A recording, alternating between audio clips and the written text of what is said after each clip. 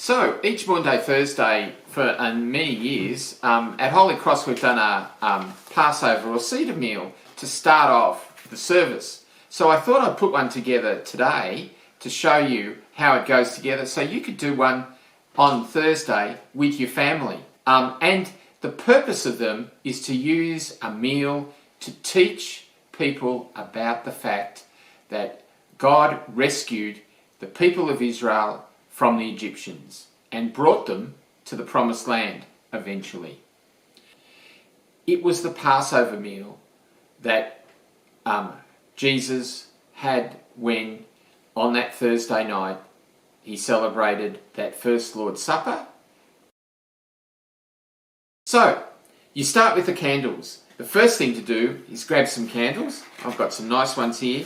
You light the candles and say, "Blessed are you, Lord, King of the universe." The candles always start the meal. Throughout the meal, you have 4 toasts. And the first one is a toast, the cup of sanctification. Cheers to the cup of sanctification. This is only grape juice, of course, so that everyone in the family can join in it. The next thing you do, something we do a lot these days, is you wash your hands, because you can't have dinner without washing your hands. And of course, these days, we wash our hands. Then you read the Passover story. Now, the story is from Exodus chapter 12, verses 1 to 14. Choose a modern translation when you read it with your family. Usually, the youngest member of the family will ask a question like this. What do these special foods mean?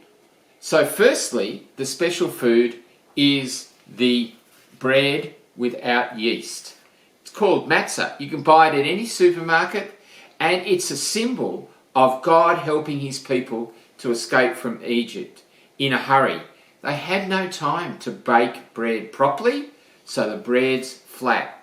It's a flat bread without yeast. You can also buy it gluten-free as well. What is the meaning of the greens and the salt water? So next you have lettuce, which is the greens, and the greens represent life. And they're dipped in the salt water or vinegar to remind us of the tears of the Israelites as they were slaves to the Egyptians. They were treated very roughly. What is the meaning of the bitter herbs? So the bitter herbs, to remind us of the bitterness of slavery in Egypt. You know, when you're forced to do something, when that you don't want to do, you resent it. It's bitter.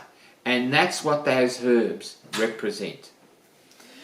What is the meaning of the sweet harosis? The sweet harosis. Now, harosis is actually a mixture of apple, cinnamon, and all Tasha's done actually, is grate it up and grate up the apple and put some cinnamon on it.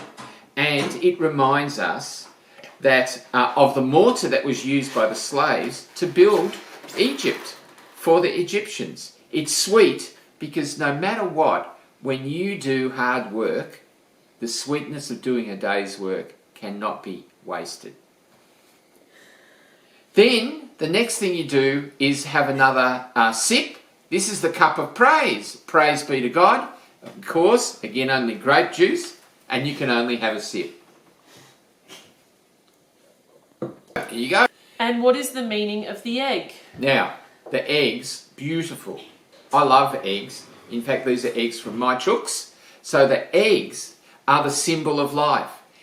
When we get to Easter Sunday, us Christians have appropriated eggs to symbolise Jesus' birth, death and resurrection. And the eggs are perfect for that. But you know, if you dip the eggs into the vinegar, they taste sensational. Because new life has always got some pain attached. What is the meaning of these foods? So, the final food is the lamb.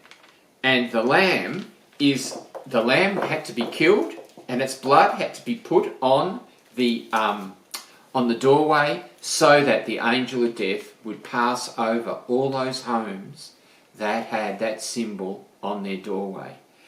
Now, the lamb, you can buy it from a supermarket and cook it, or you can get some from a popular takeaway, Middle Eastern style takeaway, and it's really nice. You get a little bit, and it goes with all the foods and makes up a great meal. But the lamb reminds them of the blood that was shed to protect the Israelites from the angel of death.